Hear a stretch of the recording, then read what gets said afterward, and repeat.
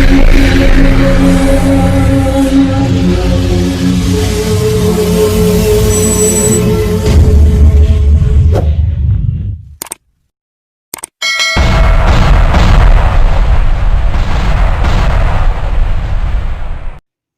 Friends, आप लोगों को सुपर मैथमेटिक्स में स्वागत है।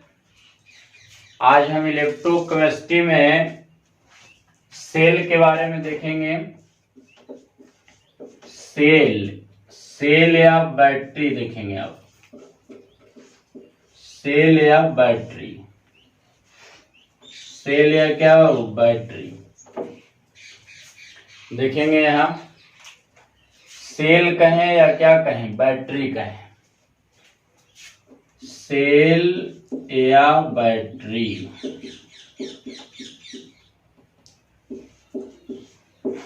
देखेंगे। इसको जानने के पहले थोड़ा सा देखते हैं, बेसिक देखेंगे आप। सबसे पहले देखेंगे रिवर्सिबल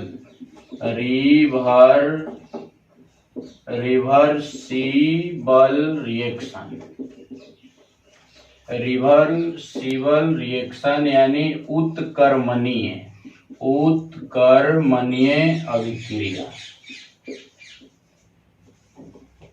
अभिक्रिया। दूसरा देखेंगे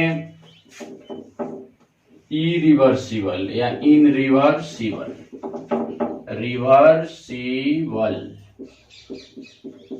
रिएक्शन।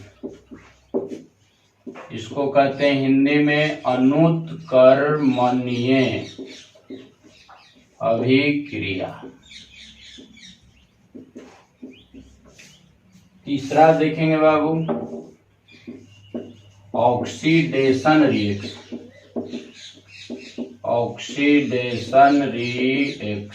इसको हिंदी में कहते हैं ऑक्सीकरण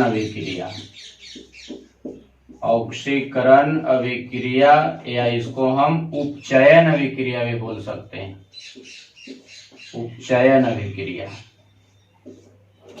चौथा देखेंगे आप रिडक्शन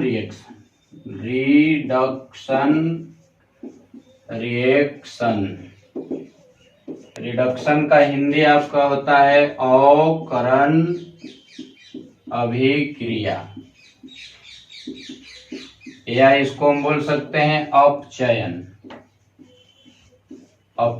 अभिक्रिया। पांचवा देखेंगे बाबू, पांचवा आपका है रेडॉक्स अभिक्रिया, रेडॉक्स रिएक्शन। रेडॉक्स को हिंदी में भी बोलते हैं रेडॉक्स अभिक्रिया। देखेंगे बाबू, सेल को पढ़ने से पहले इसका हम देखेंगे, इसके बारे में हमको जानना जरूरी है कि उत्कर्मणीय अभिक्रिया क्या है, अनुत्कर्मणीय अभिक्रिया क्या है, ऑक्सीकरण अभिक्रिया क्या है, अवकरण अभिक्रिया क्या है और रेडॉक्स अभिक्रिया क्या है। तो समझेंगे बाबू। हम पढ़ रहे हैं इलेक्ट्रोकेमिस्ट्री में सेल। तो बेसिक कॉन्सेप्ट आप याद रखेंगे कि आपको 5 गो रिएक्शन के बारे में आपको बेसिक नॉलेज होना चाहिए। देखेंगे, पहला आपका है रिवर्सिबल के मतलब कि हिंदी में इसको बोलते हैं उत्कर्मणीय अभिक्रिया, यानी वैसे अभिक्रिया जिसमें रिटर्निंग यानी वापसी होता है। वापसी होना मतलब क्या कि अभिकारक से प्रतिफल और प्रतिफल से हमको अभिकारक प्राप्त होता है, तो उसे बोलते हैं उत्कर्मणीय अभिक्रिया। जैसे में आप देखेंगे, मान लिया जाए कि हम जल और चीनी यानी पानी और चीनी को मिला करके क्या बनाते हैं, शरबत। तो चीनी और पानी को मिलाए तो हमको क्या मिला, शरबत। तो शरबत से भी हमको मिल जाना चाहिए जल और को चीनी। तो देखेंगे बाबू, आप बनाए जल और चीनी मिला करके क्या बनाए, शरबत। तो इसमें वापसी है। शरबत को अगर हम गर्म करें तो पानी और चीनी हमको पुनः प्राप्त हो जाएगा। यानी वैसे कार्य, वैसे अभिक्रिया जिसमें रिटर्निंग यानी वापसी होता है उसे उत्कर्मणीय अभिक्रिया कहते हैं। जैसे देखा, कहने का मतलब है कि उत्कर्मणीय अभिक्रिया उसको कहेंगे जिसमें कोई भी कार्य को करने में वापसी होता है, यानी वापसी होता है, रिटर्निंग होता है, तो उसे उत्कर्मणीय अभिक्रिया कहते हैं। जैसे यहां समझेंगे बाबू, जल और चीनी को मिला करके क्या बनाया गया, शरबत बनाया गया।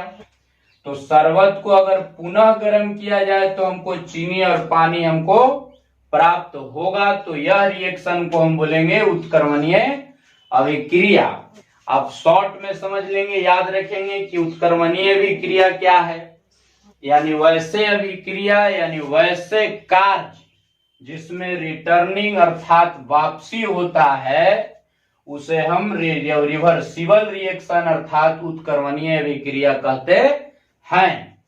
उसी प्रकार देखेंगे बाबू, फिर से देख लो इसको, उत्कर्मणीय अभिक्रिया किसको कहेंगे, जिसमें वापसी होता है, जिसमें वापसी होता है उसे उत्कर्मणीय कहते हैं। दूसरा बात अब देखेंगे, अनुत्कर्मणीय अभिक्रिया, एकदम जस्ट उल्टा, कि वैसे अभिक्रिया जिसमें वापसी अर्थात रिटर्निंग नहीं होता है उसे अनुत्कर्मणीय अभिक्रिया कहते हैं। जैसे देखेंगे यहाँ बाबू, जैसे हम मान लो कि बनाते हैं जल प्लस चावल को अगर गर्म करते हैं तो हमको क्या मिलता है, भात मिलता है। शॉर्ट में देखेंगे या समझेंगे, जल और चावल को गर्म किए तो क्या मिला, भात मिला। तो भात से फिर वापस हमको जल और चावल मिलेगा, अर्थात नहीं मिलेगा, यानी इस रिएक्शन में वापसी नहीं है। भात को कितना गर्म कर लो हमको चावल नहीं मिलेगा। इसका मतलब है कि ऐसे रिएक्शन को हम बोलेंगे अनुत्कर्मणीय अभिक्रिया। सुनो बाबू, जिसमें वापसी होगा उसको अनुत्कर्मणीय अभिक्रिया, और जिसमें वापसी नहीं होगा अर्थात रिटर्निंग नहीं होता है उसे अनुत्कर्मणीय अभिक्रिया कहते हैं। जैसे में आप समझेंगे, यहाँ देखेंगे, यहाँ उत्कर्मणीय किसको कहेंगे, जिसमें कोई कार्य करने में वापसी होता है अर्थात अभिक्रिया में वापसी होता है तो उसको बोलेंगे उत्कर्मणीय, और जिस अभिक्रिया में वापसी नहीं होता है उसको बोलेंगे अनुत्कर्मणीय। जैसे हम सेल देखेंगे, बैटरी के बारे में देखेंगे बाबू, कि मान लिया जाए कि कोई एक बैटरी है, मान लो कि वह बैटरी क्या है, निप्पो है। दूसरा बैटरी लेते हैं हम क्या बाबू, 12 वोल्ट का एक बैटरी लेते हैं जिसके सहारे हम बल्ब पंखा वगैरह जलाते हैं। तो दो तरह का बैटरी लिए, यहाँ निप्पो लिए और एक 12 वोल्ट का बैटरी लिए जो घर में हम लोग उपयोग करते हैं पंखा बिजली जलाने में। तो समझेंगे, निप्पो को अगर हम एक बार उपयोग करते हैं, एक बार उपयोग किए हैं, तो इसे हम दोबारा उपयोग नहीं करते हैं अर्थात चार्ज नहीं करते हैं। तो बताओ इस बैटरी का पुनः रिटर्निंग हो रहा है। इस बैटरी में, निप्पो में आप देखेंगे, निप्पो का हम एक बार उपयोग किए तो क्या इसको पुनः चार्ज करके हम पुनः उपयोग करेंगे, तो नहीं करेंगे, यानी पुनः यानी वापसी इसमें नहीं है। तो निप्पो बैटरी में अनुत्कर्मणीय अभिक्रिया संपन्न होगा। नहीं समझे, फिर से देखे बाबू, कि निप्पो बैटरी को एक बार उपयोग करने से पुनः उसको उपयोग में लाया नहीं जाता है, इसलिए कि इसमें इसे स्पष्ट होता है कि इस बैटरी का पुनः वापसी नहीं है। तो पुनः वापसी नहीं यानी रिटर्निंग नहीं है, तो इसमें कौन सा अभिक्रिया, अनुत्कर्मणीय अभिक्रिया संपन्न होगा। जबकि 12 वोल्ट के बैटरी को आप क्या करते हैं, चार्ज कर करके पुनः इसमें बाहर स्रोत से क्या करते हैं, बाहरी स्रोत से विद्युत धारा प्रवाहित करते हैं, और इस 12 वोल्ट के बैटरी को हम चार्ज कर बार बार उपयोग यानी लंबे समय तक उपयोग करते रहते हैं। इसका मतलब है कि इस बैटरी का वापसी है, यानी इसमें कार्य पुनः हो रहा है, रिटर्निंग हो रहा है। इसलिए इस 12 वोल्ट के बैटरी में उत्कर्मणीय अभिक्रिया संपन्न होता है। फिर से देखेंगे बाबू, हम क्या बोले कि उत्क्रमणीय अभिक्रिया के बारे में याद करेंगे कि वह अभिक्रिया जिसमें वापसी नहीं होता है, अर्थात वह कार्य जिसमें वापसी होता है, उसको बोलेंगे उत्क्रमणीय अभिक्रिया, उसमें संपन्न होगा। जैसे में 12 वोल्ट के बैटरी को हम बाहरी स्रोत से विद्युत धारा प्रवाहित करते हैं और इस बैटरी को हम लंबे समय तक उपयोग करते हैं, इसका मतलब है कि 12 वोल्ट के बैटरी में उत्क्रमणीय अभिक्रिया संपन्न होगा। दूसरा बात देखेंगे, एक निप्पो बैटरी है, चाहे एवरेडी ले सकते हैं, इसको अगर एक बार उपयोग कर लेते हैं तो दोबारा उपयोग नहीं किया जाता है, अर्थात नहीं होता है, तो इसमें कार्य का यानी अभिक्रिया की वापसी नहीं है, तो निप्पो बैटरी में अनुत्क्रमणीय अभिक्रिया संपन्न होगा। तो क्लियर बाबू, उत्क्रमणीय और अनुत्क्रमणीय, जिसमें पुनः वापसी है उसको उत्क्रमणीय बोलेंगे और जिसमें पुनः वापसी नहीं है उसको बोलेंगे अनुत्क्रमणीय। अब समझेंगे हम ऑक्सीडेशन रिएक्शन, ऑक्सीकरण का ही दूसरा नाम उपचयन। तो देखेंगे बाबू, इसको समझेंगे थोड़ा सा। यहाँ कि एक हम बताएं, पिछले वीडियो में बताए हैं कि ऑक्सीडेशन नंबर,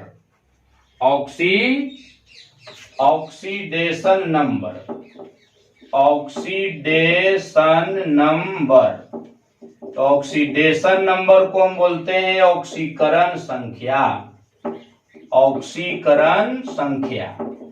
इसको हम संकेत में लिखते हैं ON। क्या लिखते हैं बाबू? ON। तो यदि अगर ऑक्सीडेशन नंबर में वृद्धि हो तो वह ऑक्सीकरण या उपचयन अभिक्रिया कहलाता है। रिडक्शन रिएक्शन जस्ट का उल्टा बाबू, ON means Babu oxy, O के मतलब ऑक्सीडेशन, N के मतलब नंबर। ऑक्सीडेशन नंबर में अगर कमी होता है तो इसको बोलते हैं बाबू अवकरण या अपचयन अभिक्रिया। चौथा बात समझेंगे रेडॉक्स रिएक्शन के बारे में। तो रेडॉक्स रिएक्शन क्या है कि वैसे रिएक्शन जिसमें ऑक्सीकरण और अवकरण दोनों एक साथ होता है उसे रेडॉक्स अभिक्रिया कहते हैं। फिर से एक बार इसको याद करेंगे, समझेंगे यहाँ कि वैसे अभिक्रिया जिसमें पुनः रिटर्निंग या वापसी होता है उसे उत्क्रमणीय अभिक्रिया कहते हैं। अनुत्क्रमणीय, वैसे कार्य या अभिक्रिया जिसमें वापसी नहीं होता है उसे अनुत्क्रमणीय अभिक्रिया कहते हैं। तीसरा बात, वैसे अभिक्रिया जिसमें ON यानी ऑक्सीकरण संख्या में वृद्धि होता है तो उसे ऑक्सीकरण अभिक्रिया कहते हैं। चौथा बात समझेंगे बाबू, वैसे अभिक्रिया जिसके ऑक्सीडेशन नंबर में कमी होता है उसे अवकरण या अपचयन अभिक्रिया कहते हैं। और रेडॉक्स के बारे में आप जानते हैं कि ऑक्सीकरण और अवकरण एक साथ होने की घटना को रेडॉक्स अभिक्रिया कहते हैं। तो इतना क्लियर बाबू, आगे बढ़ते हैं, समझेंगे इसमें। अब देखेंगे बाबू, इसको मिटाते हैं, समझिए सेल के बारे में हम पढ़ रहे हैं। तो ये 5 गो रिएक्शन आपको याद रखना है, हमेशा उपयोग होते रहेगा। कि समझेंगे कि क्या लिखे हम कि वैसे सेल जिसका वापसी होगा तो उसमें उत्क्रमणीय अभिक्रिया संपन्न होगा। वैसे सेल जिसका वापसी नहीं होगा, अर्थात एक बार उपयोग करके उसको उपयोग में दोबारा नहीं लाया जाएगा तो उसमें अनुत्क्रमणीय अभिक्रिया संपन्न होगा।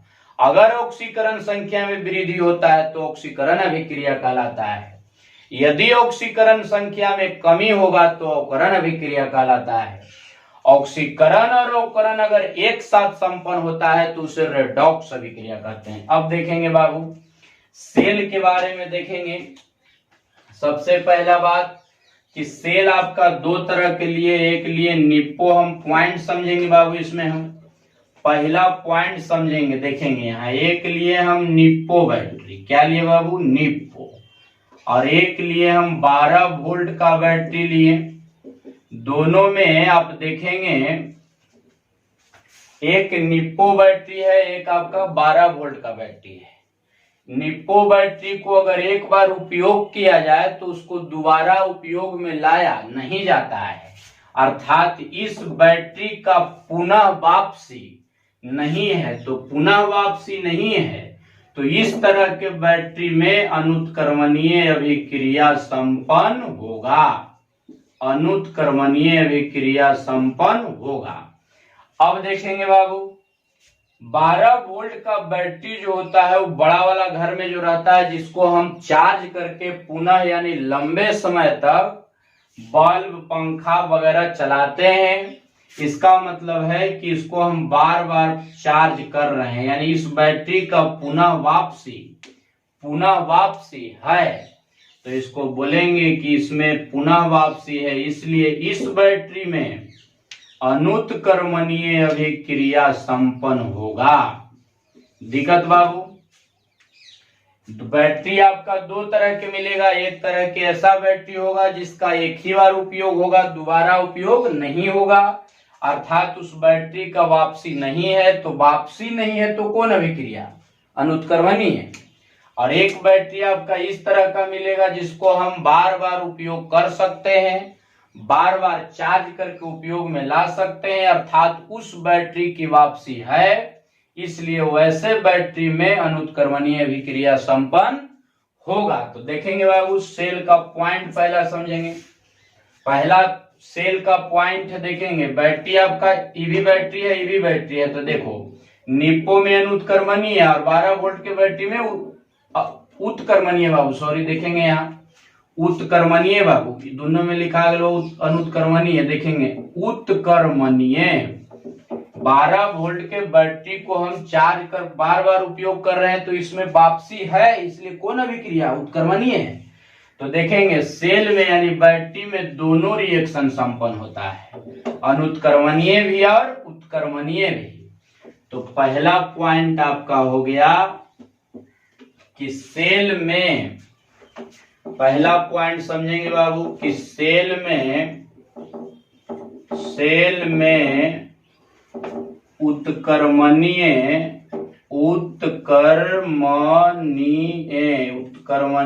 एवं अनुत्क्रमणीय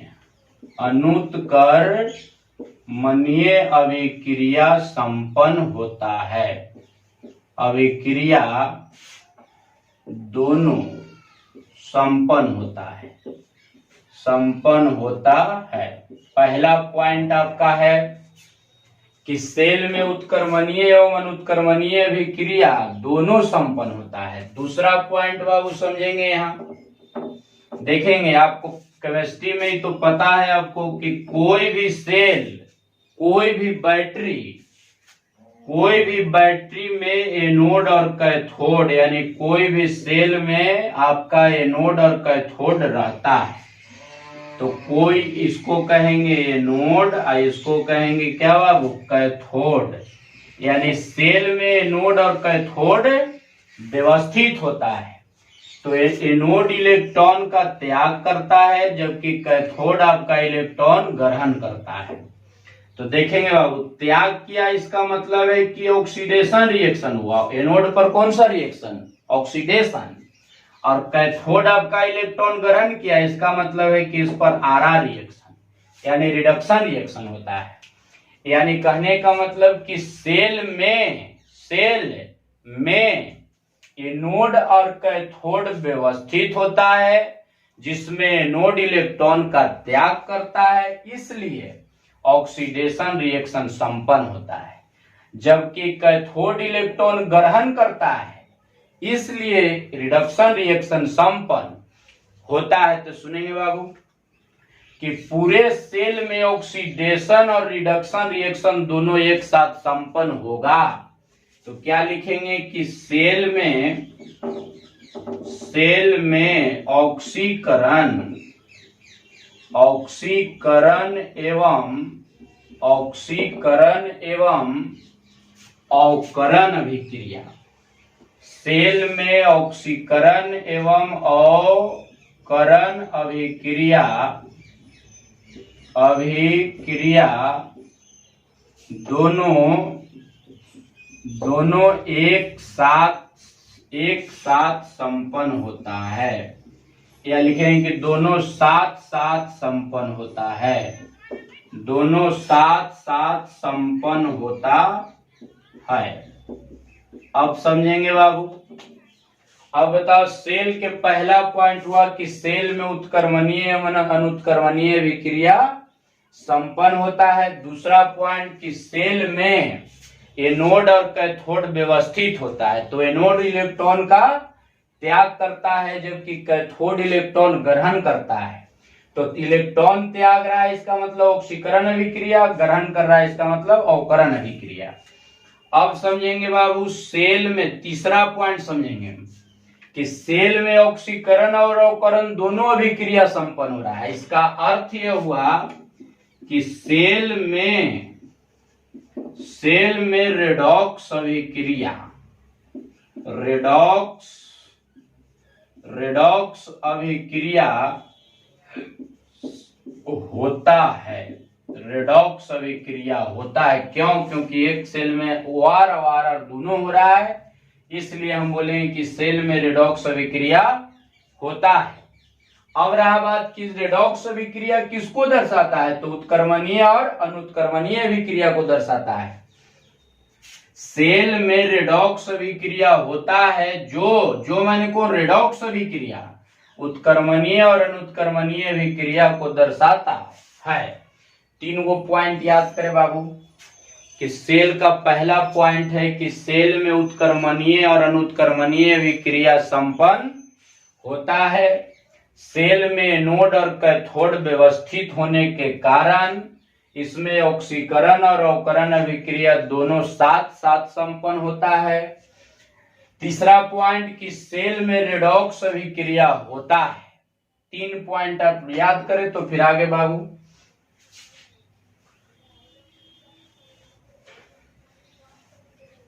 समझेंगे इसको। तीन पॉइंट आपका क्लियर है बाबू। चौथा पॉइंट समझते हैं। इसमें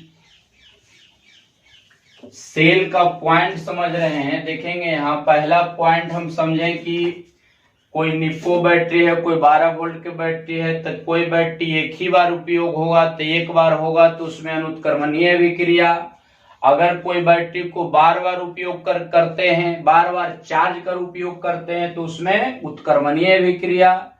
सेल में एनोड और कैथोड व्यवस्थित होता है जिसके कारण ऑक्सीकरण और अवकरण अभिक्रिया दोनों साथ साथ होता है, इसलिए सेल में रेडॉक्स अभिक्रिया संपन्न होता है। अब देखेंगे बाबू चौथा पॉइंट समझेंगे। मान लिया जाए, चौथा पॉइंट समझेंगे बाबू कि मान लिया जाए कि कोई बैटरी है के वोल्ट का, 12 वोल्टेज का, के वोल्टेज बाबू 12 वोल्टेज का कोई बैटरी है, 12 वोल्टेज का बैटरी है। मान लो कि इससे हम बल्ब जला रहे हैं। क्या जला रहे हैं बाबू? बल्ब जला रहे हैं। अब सोच रहे हैं ना कि इस बैटरी को, हम सोच रहे हैं, बैटरी नहीं सोच रहा है। कौन सोच रहा है बाबू? हम अपने अनुसार सोच रहे हैं कि इसे 100 वोल्ट कर दें। आओ मन किया कि सोचे ना कि 200 वोल्ट कर दें, मन किया कि 500 वोल्ट कर दें, और इतना वोल्ट बढ़ा करके इसी से बिजली के कार्य हम करें, तो क्या यह संभव है? क्या यह संभव है कि 12 वोल्ट को हम बढ़ा करके 100 वोल्ट कर दें? अगर ऐसा अगर होता तो हमको बिजली की कोई आवश्यकता नहीं होता। अर्थात इससे स्पष्ट होता है कि सेल के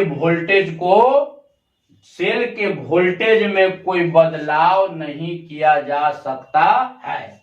चौथा पॉइंट बाबू हम समझते हैं फिर से इसको कि मान लिया कोई 12 वोल्ट का बैटरी है। क्या है? 12 वोल्ट का बैटरी है, उससे हम बल्ब जला रहे हैं। क्या जला रहे हैं? बल्ब जला रहे हैं। अब सोच रहे हैं ना कि उसको हम अपने अनुसार उस बैटरी के वोल्टेज को बढ़ा करके और काम करने के लिए सोच रहे हैं, तो क्या यह संभव है? तो नहीं संभव है।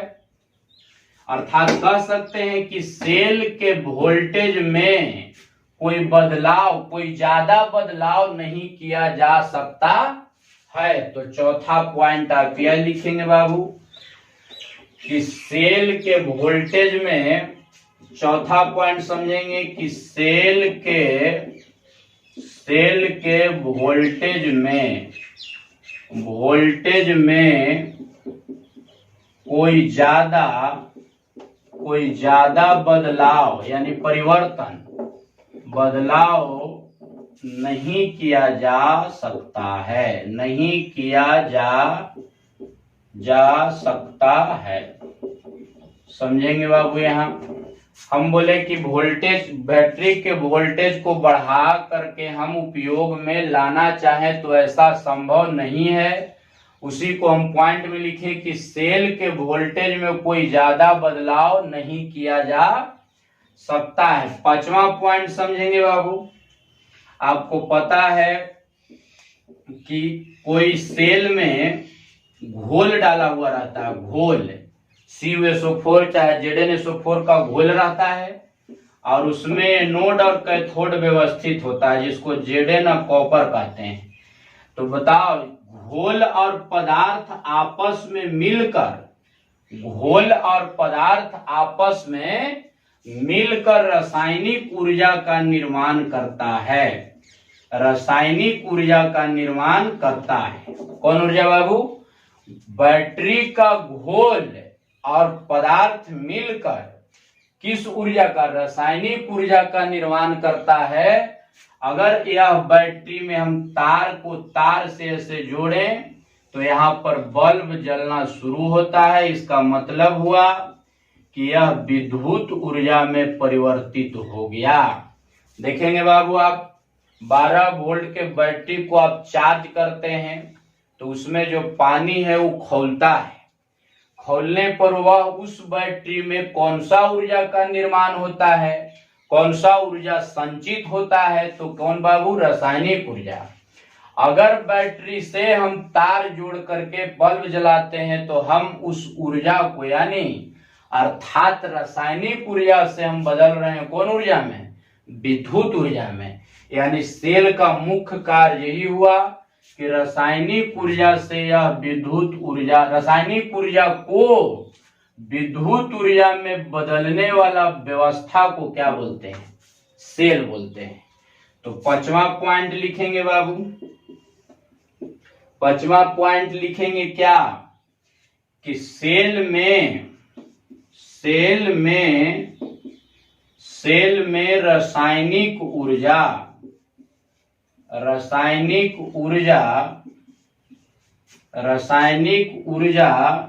को संचित किया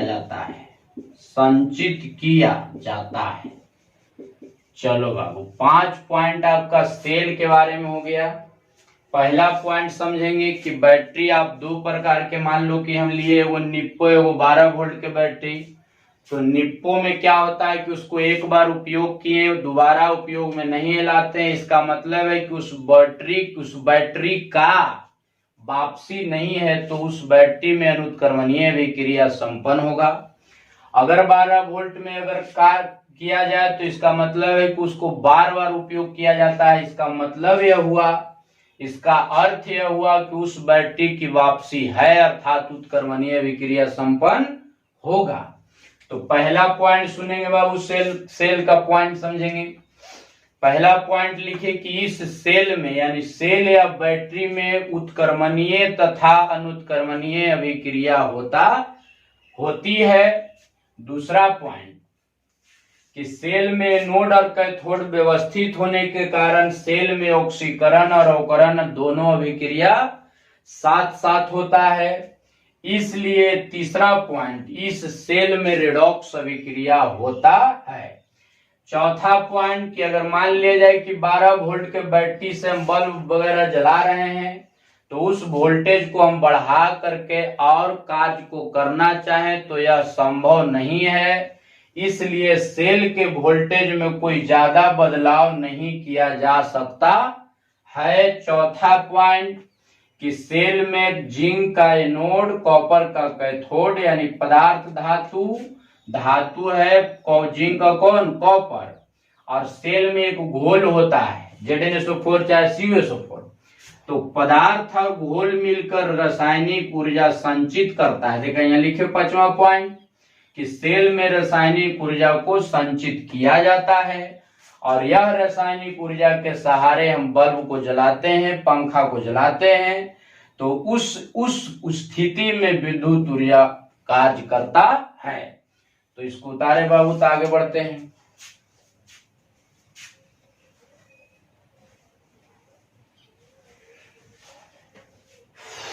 समझेंगे बाबू, 5 पॉइंट आप याद रखेंगे इसमें।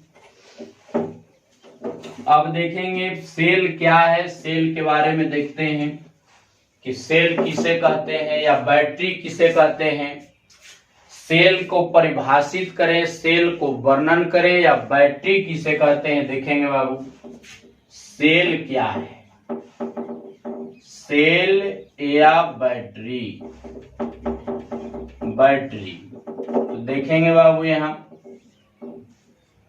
क्या लिखेंगे, सुनेंगे कि सेल क्या है। तो वैसी व्यवस्था, वैसी व्यवस्था या वैसे यंत्र, वैसे व्यवस्था या वैसे यंत्र जो रासायनिक ऊर्जा को विद्युत ऊर्जा में बदलता है तथा इसके वोल्टेज में कोई ज्यादा बदलाव नहीं किया जाता है, उसे सेल कहते हैं। फिर से सुनो बाबू, सेल एक प्रकार की व्यवस्था है, एक प्रकार के यंत्र है। सेल एक प्रकार के व्यवस्था है या सेल एक प्रकार के यंत्र है जो रासायनिक ऊर्जा को विद्युत ऊर्जा में परिवर्तित करता है, अर्थात बदलता है। केमिकल एनर्जी चेंज टू कहां बाबू, कहां, इलेक्ट्रिक एनर्जी, यानी केमिकल एनर्जी से इलेक्ट्रिक एनर्जी में बदलने वाले व्यवस्था को सेल या बैटरी कहते हैं। तो इसी बात को लिखते हैं बाबू, समझेंगे यहां कि वैसे व्यवस्था, वैसी व्यवस्था, व्यवस्था या यंत्र, वैसे व्यवस्था या यंत्र जो रासायनिक ऊर्जा को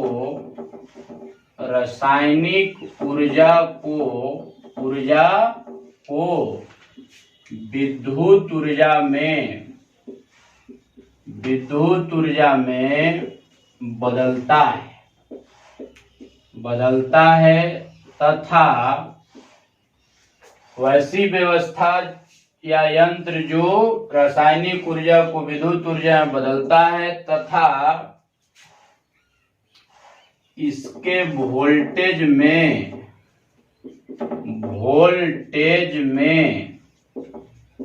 कोई ज्यादा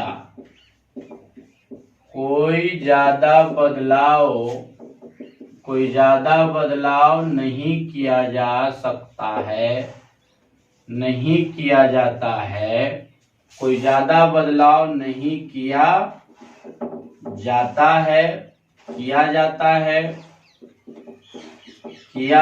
है, उसे सेल या बैटरी कहते हैं। सेल या बैटरी कहा जाता है या कहते हैं, समझे बाबू। तथा इस सेल में, यानी सेल में ऑक्सीकरण एवं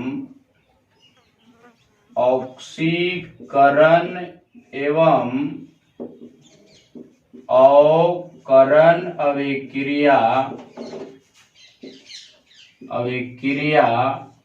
दोनों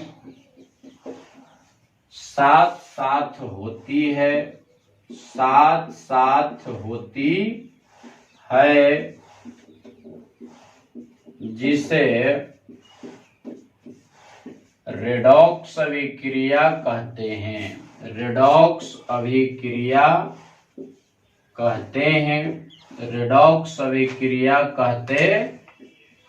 जो माने कौन बाबू, रेडॉक्स, तथा लिख देव, तथा रेडॉक्स अभिक्रिया उत्कर्मणीय एवं अनुत्कर्मणीय अनुत्कर्मणीय अभिक्रिया को दर्शाता है। अनुत्कर्मणीय अभिक्रिया को दर्शाता है। समझेंगे बाबू। सेल क्या है या किसे कहते हैं, तो क्या लिखेंगे कि वैसी व्यवस्था या यंत्र जो रासायनिक ऊर्जा को विद्युत ऊर्जा में बदलता है तथा इसके वोल्टेज में कोई ज्यादा बदलाव नहीं किया जाता है, उसे सेल या बैटरी कहते हैं। हो गया परिभाषा। अब समझेंगे बाबू। तथा इस सेल में ऑक्सीकरण एवं अवकरण अभिक्रिया दोनों साथ साथ होती है। क्यों? क्योंकि उसमें एनोड और कैथोड है, व्यवस्थित होता है। तो एक साथ ऑक्सीकरण और अवकरण एक साथ होने के कारण जिसे रेडॉक्स अभिक्रिया कहते हैं तथा रेडॉक्स अभिक्रिया उत्कर्मणीय और अनुत्कर्मणीय अभिक्रिया को दर्शाता है।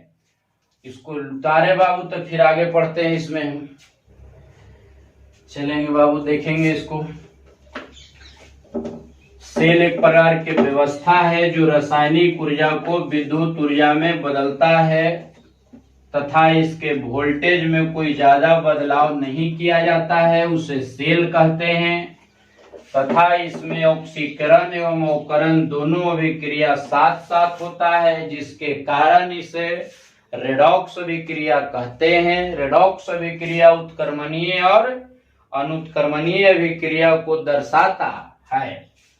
अब देखेंगे बाबू, उपयोग के आधार पर सेल 3 प्रकार के होता है।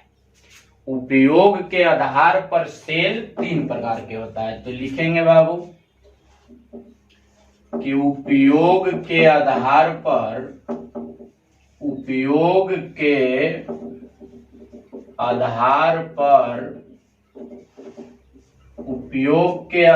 पर सेल या बैटरी, सेल या क्या बाबू, बैटरी, सेल 3 प्रकार के होता है। 3 प्रकार के होता है या होती है, होता है जो निम्नलिखित है। समझेंगे बाबू, यहाँ निम्नलिखित है। लिखेंगे क्या कि types of cells on depend use in which following.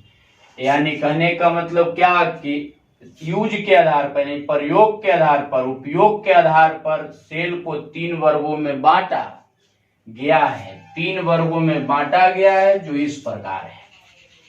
पहला बाबू प्राइमरी सेल, इसको हिंदी में बोलते हैं प्राथमिक सेल, या इसको बोल सकते हैं प्राइमरी बैटरी,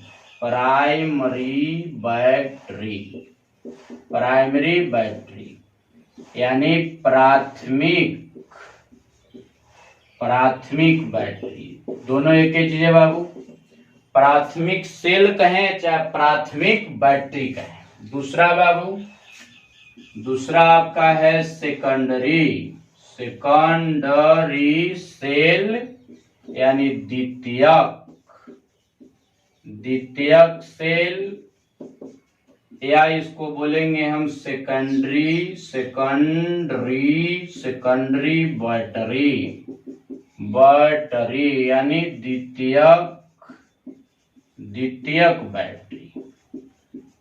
चलो बाबू, तीसरा आपका है फ्यूल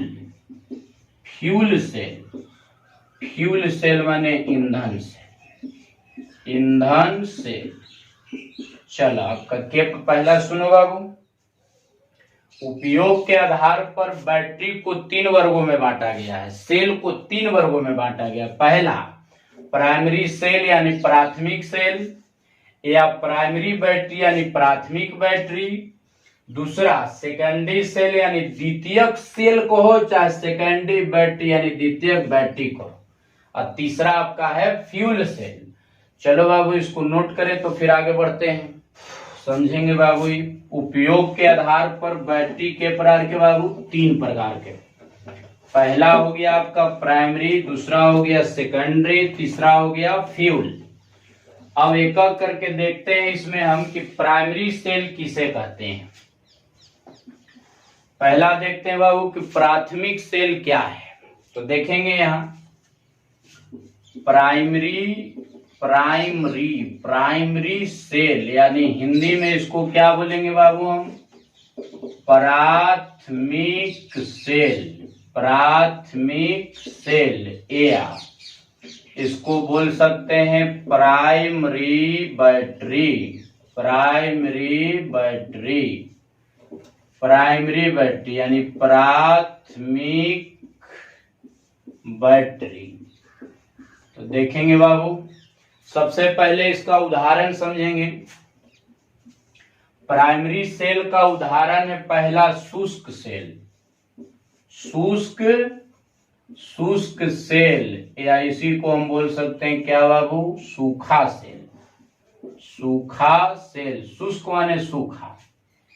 दूसरा आपका है, पहला हो गया क्या, शुष्क सेल, दूसरा हो गया सूखा सेल, दूसरा आपको है मरकरी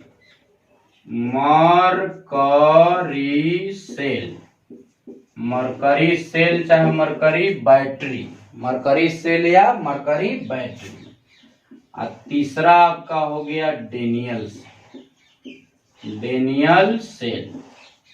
देखेंगे बाबू, प्राइमरी सेल का 3 उदाहरण, शुष्क सेल कहो चाहे सूखा सेल कहो, मरकरी सेल, डेनियल सेल। आपसे कोई पूछे ऑब्जेक्टिव में आता है बाबू कि शुष्क सेल किसका उदाहरण है, तो क्या बोलेंगे, प्राथमिक सेल। मरकरी सेल किसका उदाहरण है, तो प्राथमिक सेल। डेनियल सेल किसका उदाहरण है, तो प्राथमिक सेल। अब देखेंगे बाबू, दीवाल के घड़ी में जो बैटरी लगा रहता है उसको क्या बोलते हैं, शुष्क सेल। दीवाल के घड़ी में जो बैटरी लगा रहता है उसको क्या बोलते हैं बाबू, शुष्क सेल। और घड़ी के बैटरी में जो लगा रहता है उसको बोलते हैं मरकरी सेल। और डेनियल सेल आपका व्यवहार में उतना उपयोग में नहीं लाया जाता है, इसलिए देखेंगे आगे।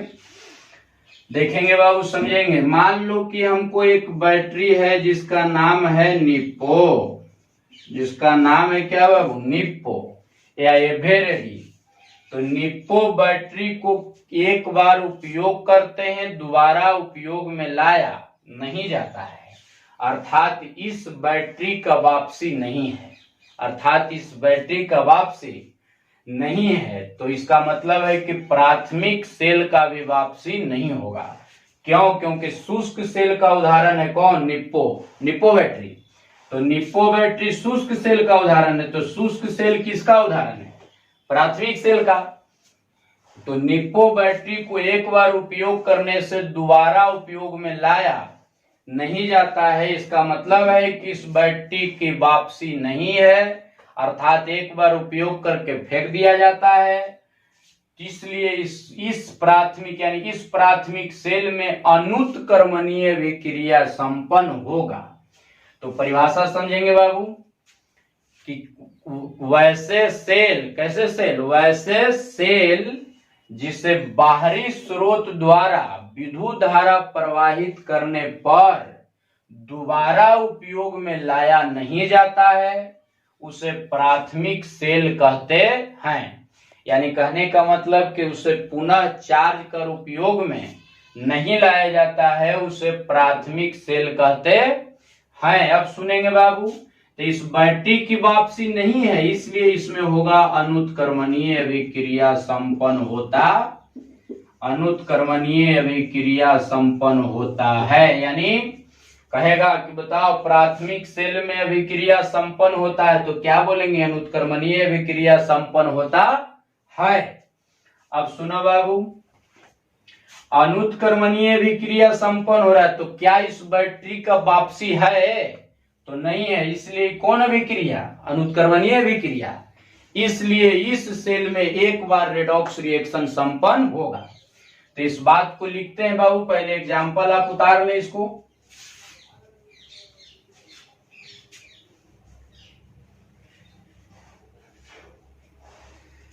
समझेंगे बाबू। इसमें शुष्क सेल किसका उदाहरण है, तो क्या बोलेंगे बाबू, प्राथमिक सेल। मरकरी सेल किसका उदाहरण है, तो प्राथमिक सेल। डेनियल सेल किसका उदाहरण है, तो क्या बोलेंगे, प्राथमिक सेल। परिभाषा समझेंगे बाबू कि वैसे सेल जिसे बाहरी स्रोत द्वारा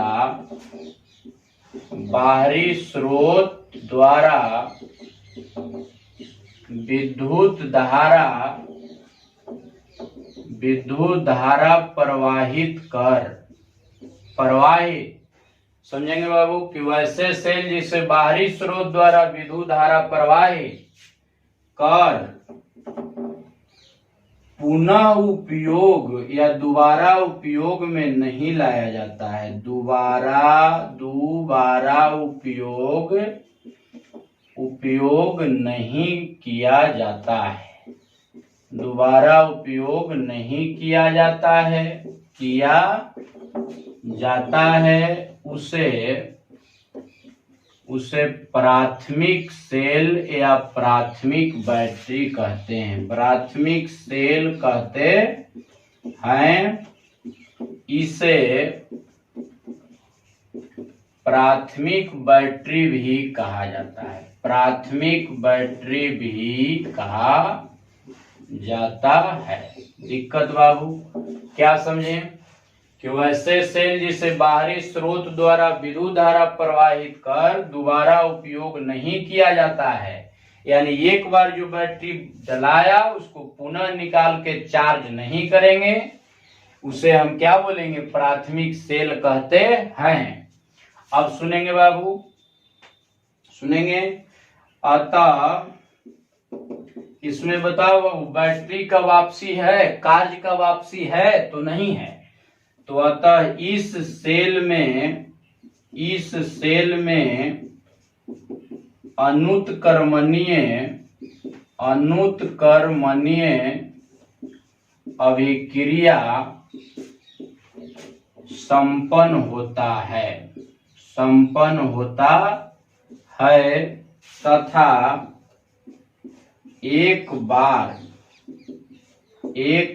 रेडॉक्स, क्योंकि दोबारा जब चार्ज ही नहीं होगा तो रिएक्शन ही नहीं होगा, क्योंकि एक ही बार उपयोग करा जाता है।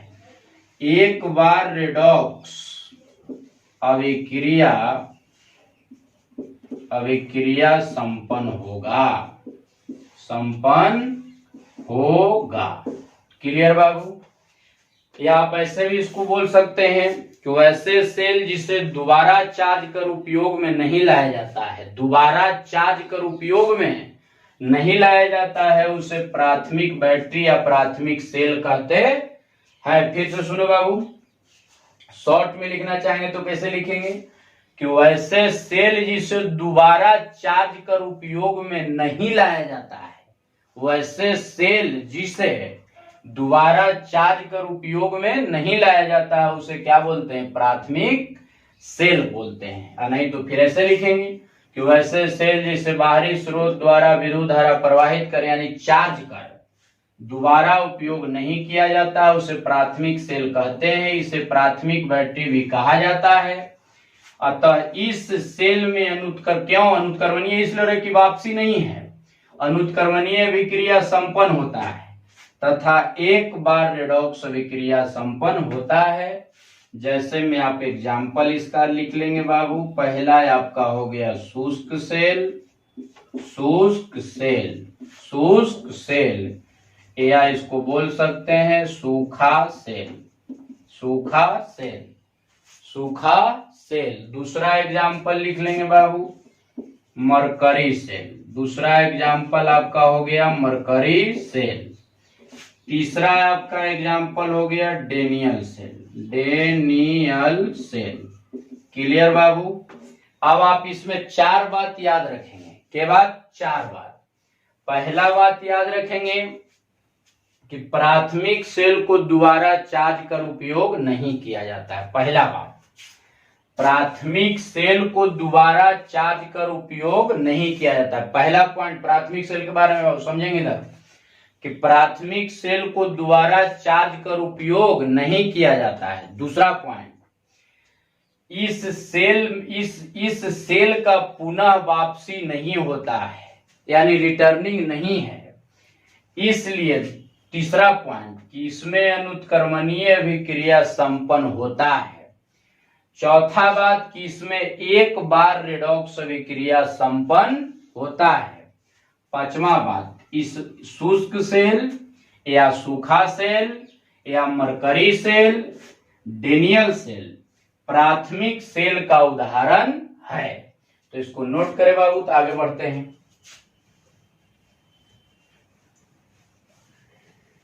चलो बाबू, हो गया। क्या याद रखेंगे? 4 पॉइंट जरूर याद रखेंगे प्राइमरी सेल में, कि इसे दोबारा चार्ज कर उपयोग नहीं किया जाता है। दूसरा पॉइंट कि इसमें अनुत्क्रमणीय अभिक्रिया संपन्न होता है। तीसरा पॉइंट कि इसमें एक बार रेडॉक्स अभिक्रिया संपन्न होता है। चौथा बात याद रखेंगे, शुष्क cell, mercury cell, Daniell cell प्राथमिक सेल का उदाहरण है। आपको बोलेगा कि बताओ मरकरी सेल किसका उदाहरण है, तो क्या आंसर मारेंगे बाबू? प्राथमिक सेल या प्राथमिक बैटरी। तो के बात याद रखेंगे बाबू? 4 बात प्राथमिक सेल में आपको एनी हाउ याद रखना है। पहला क्या कि इस सेल को दोबारा चार्ज नहीं किया जाता है, अर्थात पुनः उपयोग में नहीं लाया जाता है। दूसरा पॉइंट कि इसमें अनुत्क्रमणीय अभिक्रिया संपन्न होता है। क्यों? क्योंकि इसमें बैटरी का वापसी नहीं है। तीसरा पॉइंट कि इसमें एक बार रेडॉक्स अभिक्रिया संपन्न होता है। चौथा बात कि शुष्क सेल, मरकरी सेल और डेनियल सेल प्राथमिक सेल का उदाहरण है। अब देखते हैं बाबू हम आगे सेकेंडरी सेल के बारे में। सेकेंडरी सेल को बोलते हैं द्वितीयक सेल। द्वितीयक सेल के बारे में देखते हैं, तो देखेंगे बाबू, दूसरा आपका है secondary cell. Secondary cell, secondary cell को हम बोलते हैं द्वितीयक बैटरी या द्वितीयक सेल बोलते हैं। इसी को अगर लिखेंगे तो हम क्या लिखेंगे? सेकेंडरी, सेकेंडरी बैटरी, बैटरी यानी द्वितीयक, द्वितीयक बैटरी। समझेंगे बाबू इसको? द्वितीयक बैटरी का पहले एग्जाम्पल देखते हैं। पहले देखते हैं बाबू, सुनेंगे यहाँ, लेड संचायक, लेड संचायक सेल, लेड संचायक सेल। पहला उदाहरण, द्वितीयक सेल का पहला उदाहरण लेड संचायक सेल कैसा बैटरी है? तो द्वितीयक सेल है बाबू। दूसरा बात, Ni निकेल कैडमियम, Ni-CD लिख दिया हिंदी में, nickel, nickel cadmium, cadmium, cadmium, cadmium cell. चलो बाबू, तीसरा आपका हो गया लिथियम सेल, लिथियम सेल। समझेंगे बाबू? 3 एग्जाम्पल इसका भी समझेंगे। द्वितीयक सेल का उदाहरण, तो पहला क्या बाबू? लेड संचायक सेल। दूसरा निकेल कैडमियम सेल। तीसरा आपका हो गया लिथियम सेल। अब इसको याद करें आप कि द्वितीयक सेल में कौन कौन आता है। तो पहला क्या बाबू? कि लेड संचायक सेल, दूसरा निकेल कैडमियम सेल और तीसरा लिथियम सेल। तो आपको क्वेश्चन चुनने के लिए आएगा कि लेड संचायक सेल किसका उदाहरण है, तो किसका बोलेंगे बाबू? द्वितीयक सेल का। निकेल कैडमियम सेल किसका उदाहरण है, तो किसका बोलेंगे?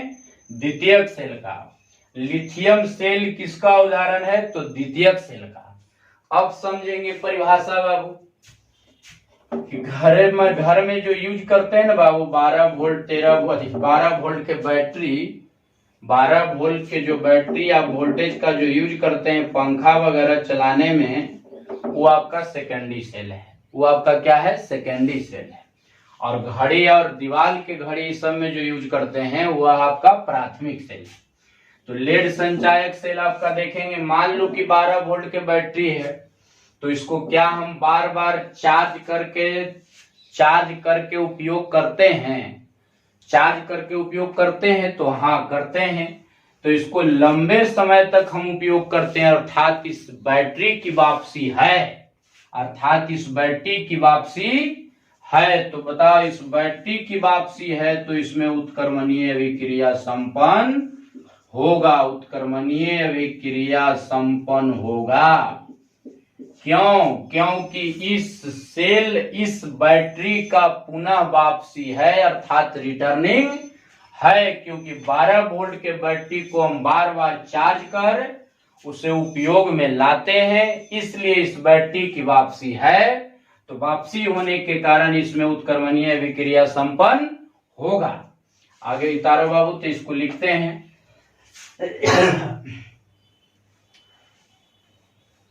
क्या बाबू? बहुत गर्मी है। देखेंगे बाबू, यहाँ 12 वोल्ट के कोई बैटरी है, 12 वोल्ट के क्या है बाबू? कोई बैटरी है जिसको हम चार्ज कर पुनः उपयोग में लाते हैं, अर्थात वापसी है, इस बैटरी की वापसी है। तो वापसी होने के कारण इसमें उत्क्रमणीय अभिक्रिया संपन्न होगा। दूसरा बात समझेंगे कि मान लो कि पूछा कि द्वितीयक सेल में कौन सा अभिक्रिया संपन्न होगा, तो क्या बोलेंगे बाबू? उत्क्रमणीय अभिक्रिया संपन्न होता है। अब समझेंगे, बार बार उपयोग करेंगे तो इसका मतलब है कि इसमें एक से अधिक बार रेडॉक्स अभिक्रिया संपन्न होगा। तो यही बात को लिखेंगे बाबू, क्या लिखेंगे कि वैसे सेल जिसे दोबारा चार्ज कर लंबे समय तक उपयोग किया जाता है, उसे द्वितीयक सेल कहते हैं। शॉर्ट में ऐसे लिखेंगे कि वैसे सेल जिसे चार्ज कर दोबारा उपयोग किया जाता है, अर्थात लंबे समय तक करते हैं, उसे क्या बोलते हैं बाबू? द्वितीयक सेल। नहीं तो फिर ऐसे लिखें कि वैसे सेल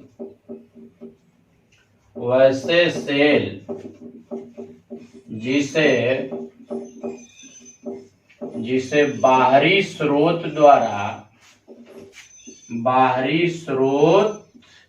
द्वारा जैसे जनरेटर वगैरह पर चार्ज करते हैं ना बाबू, तो बाहरी स्रोत है, बाहरी स्रोत द्वारा विद्युत धारा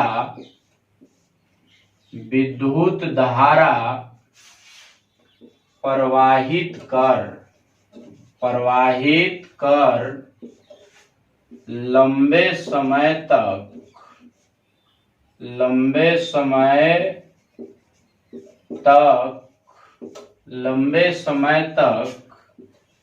उपयोग किया जाता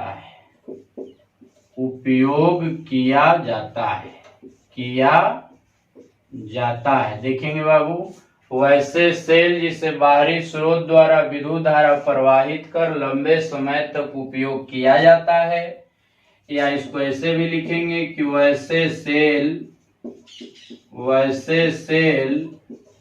जिसे दोबारा चार्ज कर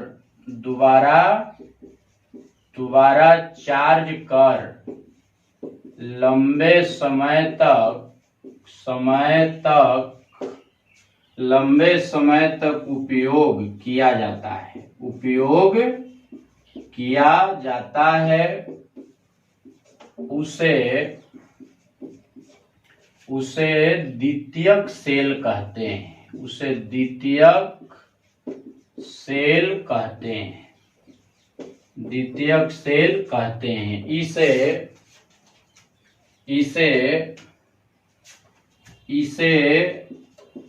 इसे द्वितीयक बैटरी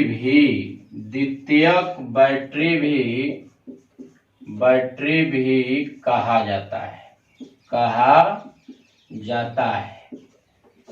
समझेंगे बाबू, क्या लिखें कि वैसे सेल जिसे बाहरी स्रोत द्वारा विद्युत धारा प्रवाहित कर लंबे समय तक उपयोग किया जाता है, वैसे उसे या लिख सकते हैं दूसरे परिभाषा कि वैसे सेल जिसे दोबारा चार्ज कर लंबे समय तक उपयोग किया जाता है उसे द्वितीयक सेल कहते हैं। इसे द्वितीयक बैटरी भी कहा जाता है। और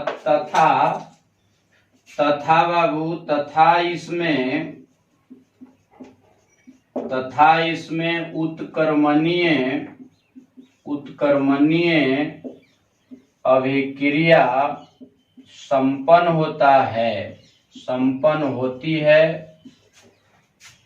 होती है एवं इसमें एक से अधिक बार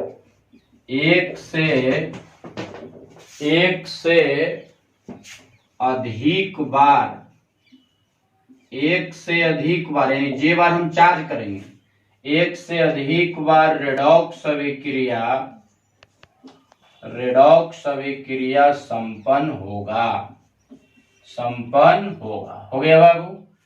क्या लिखें कि वैसे सेल जिसे बाहरी स्रोत द्वारा विद्युत धारा प्रवाहित किया जाता है, प्रवाहित कर लंबे समय तक उपयोग किया जाता है। या लिख सकते हैं कि वैसे सेल जिसे दोबारा चार्ज कर लंबे समय तक उपयोग किया जाता है उसे द्वितीयक सेल कहते हैं। इसे द्वितीयक बैटरी भी कहा जाता है। इसमें उत्क्रमणीय अभिक्रिया संपन्न होता है एवं इसमें एक से अधिक बार रेडॉक्स अभिक्रिया संपन्न होता है। इसका एग्जाम्पल समझेंगे बाबू। एग्जाम्पल आप नीचे लिखेंगे जैसे में समझेंगे। एग्जाम्पल में क्या बाबू समझेंगे। यहाँ एग्जाम्पल आप देखेंगे। पहला एग्जाम्पल है आपका लेड संचायक सेल। दूसरा आपका एग्जाम्पल है निकेल कैडमियम सेल। तीसरा आपका एग्जाम्पल है क्या बाबू, लिथियम सेल। कौन सेल? Lithium cell.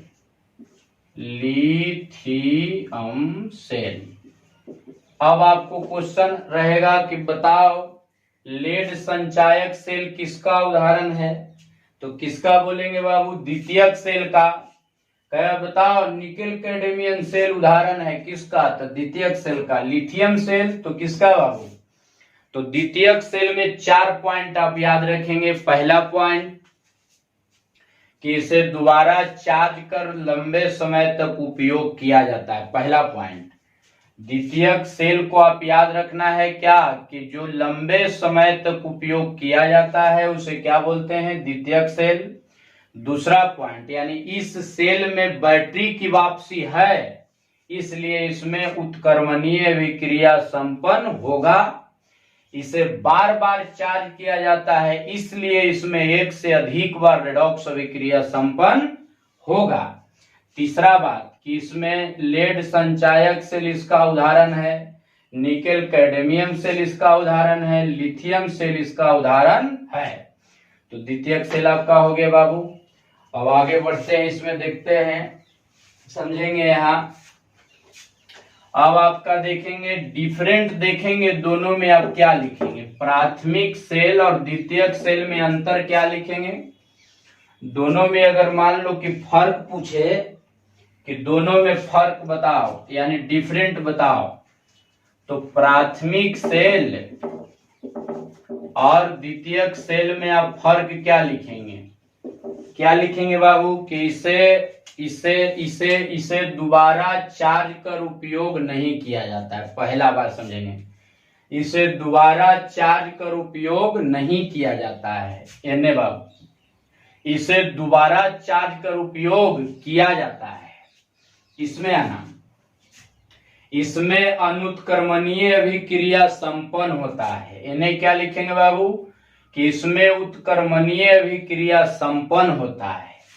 इसमें एक बार रेडॉक्स अभिक्रिया संपन्न होता है, इसमें एक से अधिक बार रेडॉक्स अभिक्रिया संपन्न होता है। और लास्ट में चौथा पॉइंट आप एग्जाम्पल लिख देंगे बाबू। मरकरी सेल, शुष्क सेल और डेनियल सेल आप प्राथमिक सेल का उदाहरण है। लेड संचायक सेल, निकेल कैडमियम सेल और लिथियम सेल आपका द्वितीयक सेल का उदाहरण है। तो फिर से समझेंगे। मान लो बाबू डिफरेंट पूछे था कि प्राथमिक सेल और द्वितीयक सेल में डिफरेंट यानी फर्क यानी अंतर लिखें, तो क्या लिखेंगे कि इस सेल को दोबारा चार्ज कर उपयोग नहीं किया जाता है। इन्हें आप लिखेंगे कि इस सेल को दोबारा चार्ज कर उपयोग किया जाता है। इन्हें लिखेंगे कि इसमें अनुत्क्रमणीय अभिक्रिया संपन्न होता है। द्वितीयक सेल में लिखेंगे कि इसमें उत्क्रमणीय अभिक्रिया संपन्न होता है। इसमें लिखेंगे कि प्राथमिक सेल में कि इसमें एक बार रेडॉक्स अभिक्रिया संपन्न होता है, इसमें एक से अधिक बार रेडॉक्स अभिक्रिया संपन्न होता है। प्राइमरी सेल, शुष्क सेल और डेनियल सेल आपका प्राथमिक सेल का उदाहरण है। लेड संचायक, निकेल कैडमियम और लिथियम सेल आपका द्वितीयक सेल का उदाहरण है।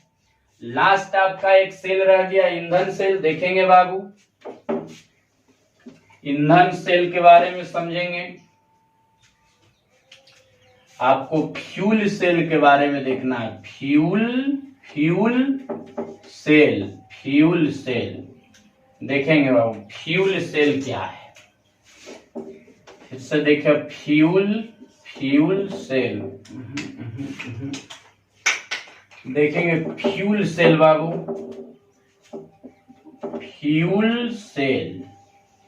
फ्यूल सेल को हिंदी में बोलते हैं ईंधन सेल। ईंधन सेल या ईंधन बैटरी समझेंगे बाबू। जनरल तौर पर जितना भी बैटरी है, जितना भी सेल है, वो रासायनिक ऊर्जा से उष्मीय ऊर्जा में बदलता है, उष्मीय ऊर्जा में, जबकि उष्मीय ऊर्जा से बदलता है विद्युत ऊर्जा में। जनरल बैटरी यानी सभी बैटरी यही काम करता है कि रासायनिक ऊर्जा से बदलता है कौन ऊर्जा में, उष्मीय ऊर्जा में, और उष्मीय ऊर्जा से बदलता है किसमें बाबू, विद्युतीय ऊर्जा में। लेकिन फ्यूल सेल का कार्य क्या है कि फ्यूल सेल जो है रासायनिक ऊर्जा को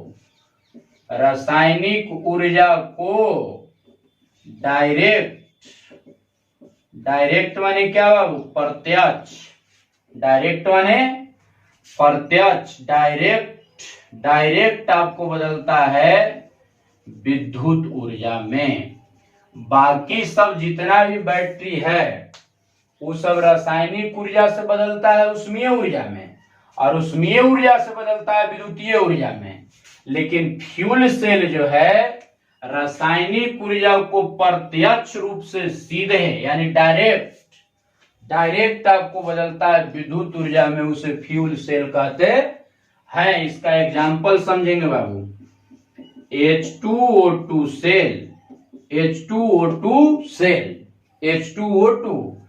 सेल इसको बोलते हैं हाइड्रोजन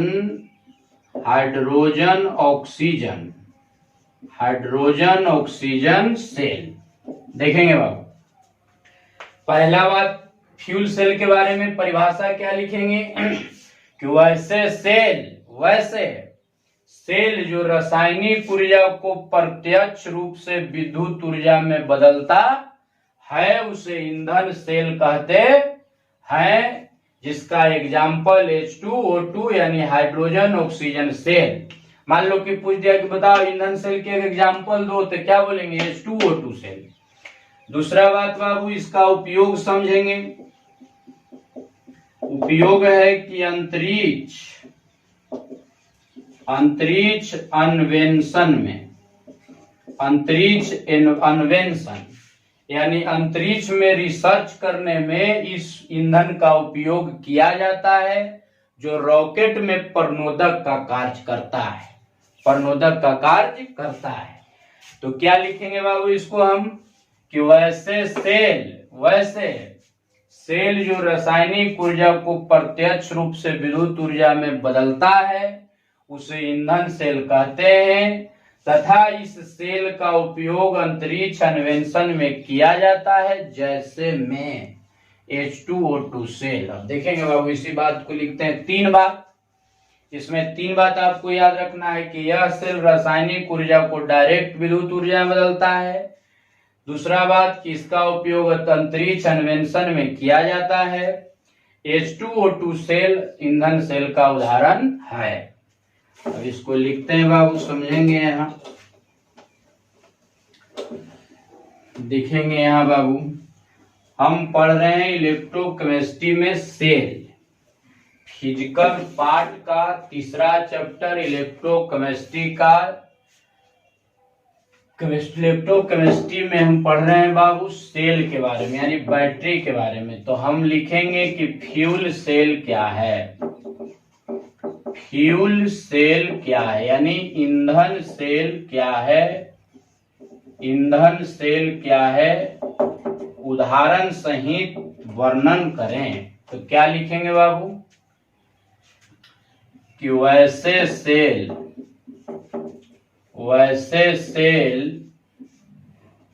जो रासायनिक ऊर्जा को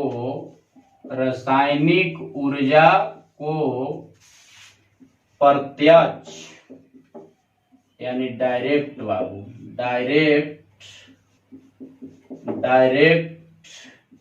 विद्युत ऊर्जा में बदलता है। देखें, वैसे सेल जो रासायनिक ऊर्जा को प्रत्यक्ष रूप से यानी डायरेक्ट विद्युत ऊर्जा में बदलता है, उसे ईंधन सेल कहते हैं। ईंधन सेल कहते हैं। तथा इसका उपयोग अंतरिक्ष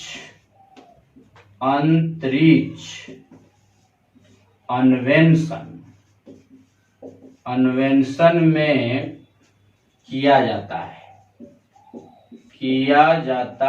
है।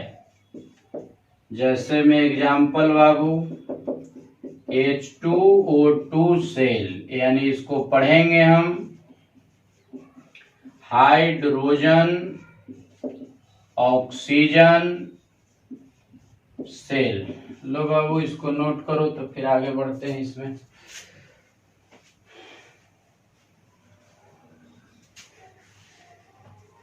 समझेंगे बाबू। ईंधन सेल के बारे में 3 पॉइंट याद रखेंगे। पहला पॉइंट कि यह सेल रासायनिक ऊर्जा को डायरेक्ट विद्युत ऊर्जा में बदलता है, उसे ईंधन सेल कहते हैं। इसका उपयोग अंतरिक्ष अन्वेषण में किया जाता है। जैसे में H2O2 सेल ईंधन सेल का उदाहरण है। तो आज हम पढ़ें सेल के बारे में। अगले वीडियो में हम फिर मिलते हैं। आप लोगों को धन्यवाद।